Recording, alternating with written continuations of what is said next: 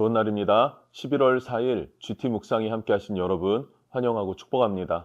오늘은 골로새서 1장 15절에서 23절 말씀으로 모든 것 되시는 그리스도라는 제목으로 하나님 말씀 나누겠습니다. 본문 말씀 함께 읽어봅니다. 그는 보이지 아니하는 하나님의 형상이시요 모든 피조물보다 먼저 나신 이시니 만물이 그에게서 창조되되 하늘과 땅에서 보이는 것들과 보이지 않는 것들과 혹은 왕권들이나 주권들이나 통치자들이나 권세들이나 만물이 다 그로 말미암고 그를 위하여 창조되었고 또한 그가 만물보다 먼저 계시고 만물이 그 안에 함께 섰느니라. 그는 몸인 교회의 머리시라. 그가 근본이시요 죽은 자들 가운데서 먼저 나신 이시니 이는 친히 만물의 으뜸이 되려 하심이요 아버지께서는 모든 충만으로 예수 안에 거하게 하시고 그의 십자가의 피로 화평을 이루사 만물 곧 땅에 있는 것들이나 하늘에 있는 것들이 그로 말미암아 자기와 화목하게 되기를 기뻐하심이라. 전에 악한 행실로 멀리 떠나 마음으로 원수가 되었던 너희를 이제는 그의 육체의 죽음으로 말미암아 화목하게 하사 너희를 거룩하고 흠없고 책망할 것이 없는 자로 그 앞에 세우고자 하셨으니 만일 너희가 믿음에 거하고 터 위에 굳게 서서 너희 들은 바 복음의 소망에서 흔들리지 아니하면 그리하리라. 이 복음은 천하 만민에게 전파된 바요 나 바울은 이 복음의 일꾼이 되었노라.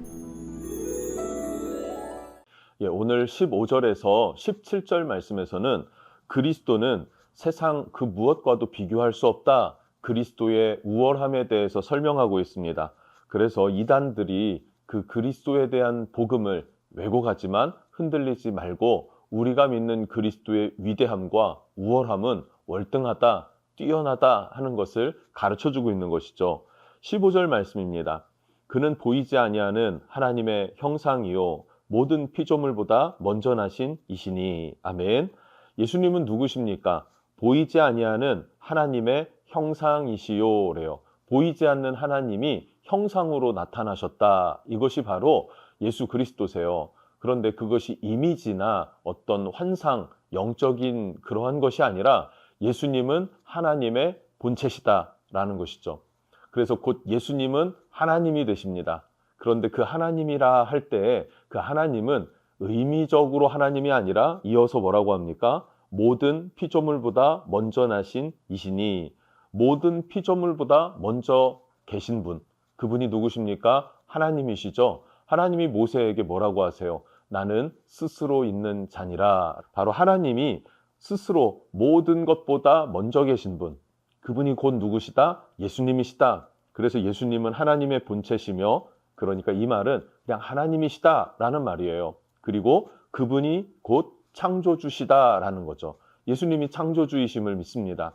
하나님이 창조주시고 예수님이 창조주시고 성령님이 창조주 되시죠. 창조의 하나님이시죠.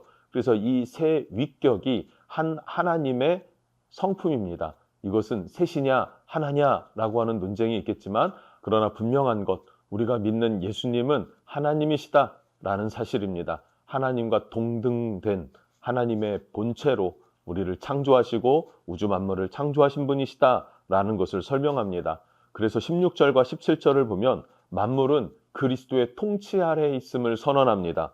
영적인 존재라고 할 수 있는 천사들도 마찬가지고 이 땅에 많은 주권자들 그리고 왕들 등등 여러 사람들이 있지 않습니까? 통치자다, 나는 권세가 있다 하는 모든 것들이 하나님으로 인해서 유지된다. 곧 그리스도 예수로 말미암아 유지된다 하면서 17절에 또한 그가 만물보다 먼저 계시고 만물이 그 안에 함께 섰느니라.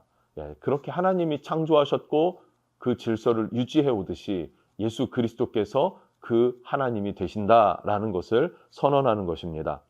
자, 그리고 두 번째로 우리가 18절과 19절을 살펴볼 수 있는데요. 그 창조주 하나님, 하나님의 본체이신 예수께서 교회의 머리시며 교회의 근본이시다라는 것을 선포합니다.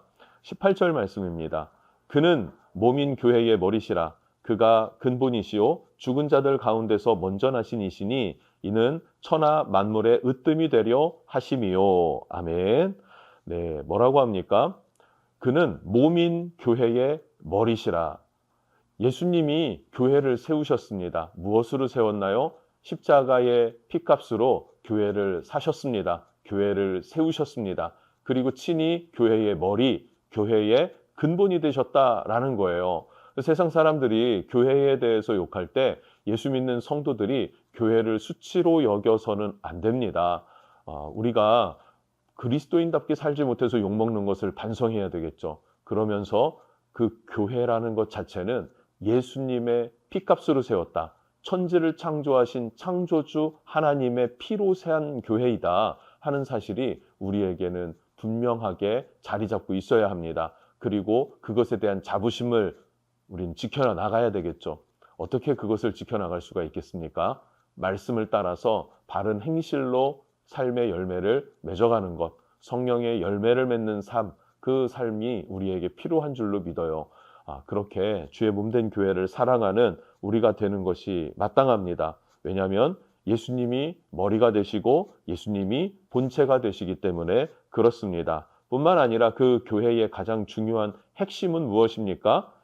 죽은 자들 가운데서 먼저 나신 이시니 이는 천하 만물의 으뜸이 되려 하시며, 예수님께서는요, 왜 죽으셨나요? 그것은 우리를 대신해서 내 죄를 대신 짊어지시고 그 죄값을 치르기 위해 죽으셨어요.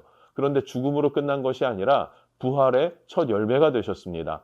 이 말은 예수님이 부활의 모델이 되어주셔서 우리도 예수님과 같이 부활할 것이다 라고 하는 부활의 소망을 갖게 됐다는 것입니다. 그 이전에는 우리는 부활을 꿈꿀 수가 없어요. 우리는 죽을 수밖에 없구나 하는 사망의 놓인 자들입니다. 그런데 예수님이 죽으시고 부활하신 그 사건이 나를 대신한 사건이기 때문에 이제는 우리는 부활의 소망을 갖게 된 것입니다. 그래서 첫 열매라고 하는 의미가 무엇입니까? 열매를 수확할 때 첫 곡식을 따면 끝인가요? 아니죠. 첫 곡식은 추수의 시작입니다.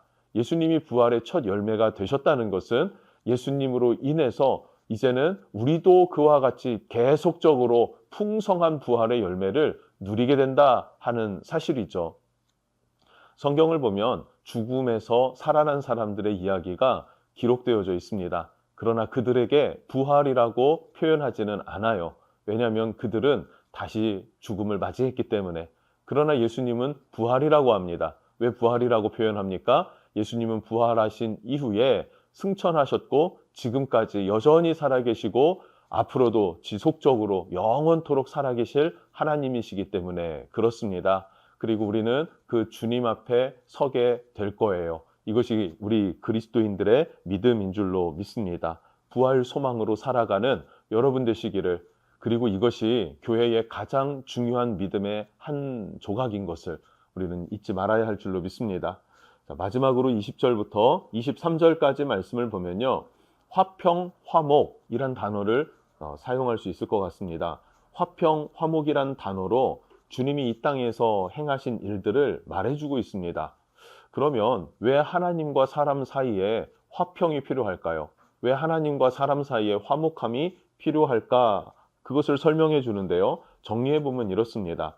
사람이 악한 행실로 하나님을 멀리 떠났다라는 거예요. 악한 행실이 무엇입니까? 죄를 짓고 하나님을 멀리 떠났다.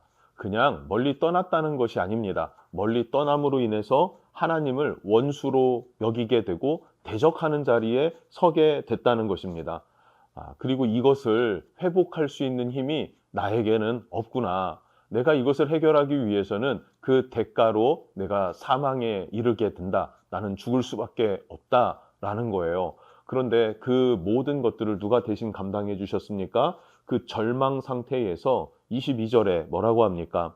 이는 그의 육체의 죽음으로 말미암아 화목하게 하사라 그래요. 우리가 죽을 수밖에 없어요. 죽음으로 하나님을 대적한 값을 치르는데 예수님께서 육체를 입고 그의 육체에 죽음으로 말미암아라고 말씀하세요.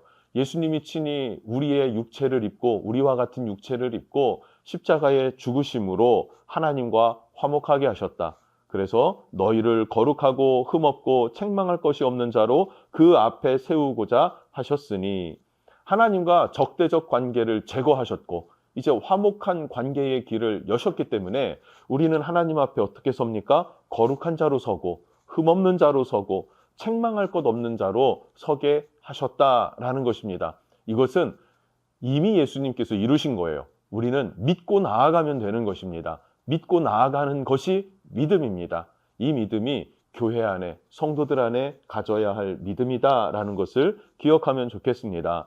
그리고 마지막 23절엔 뭐라고 할까요?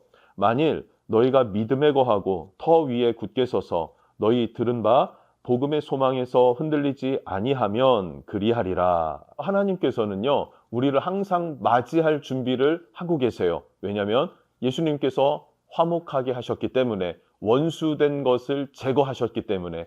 근데 이것을 우리가 굳게 믿고 주님 앞에 나아가는 그러한 것이 필요하겠죠. 이것이 믿음이라 그랬지 않습니까? 믿음 위에 굳게 서서 흔들리지 말아야 합니다.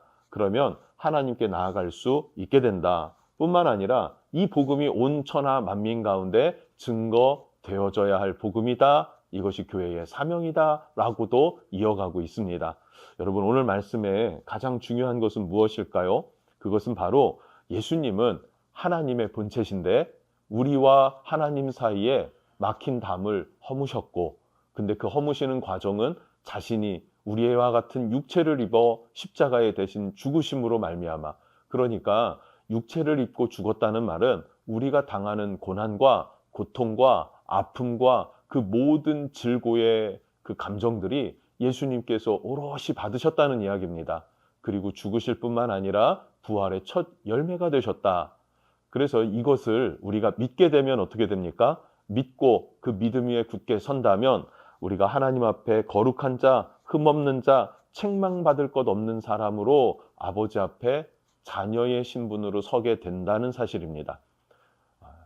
이 복음이 오늘도 우리에게 기쁨이 되고 소망이 될 수 있었으면 좋겠습니다. 기도하겠습니다. 하나님, 주님은 모든 것 되시는 그리스도이십니다. 메시아가 되십니다. 하나님, 이 땅을 살아가는 우리에게 가장 본질적인 문제는 죽음이었는데 그 죽음의 문제를 초월한 부활의 소망을 주신 예수님, 그 예수님을 우리가 굳게 붙잡고 믿음 위에 굳게 서서 흔들리지 않게 해주옵소서. 예수님의 이름으로 기도합니다. 아멘.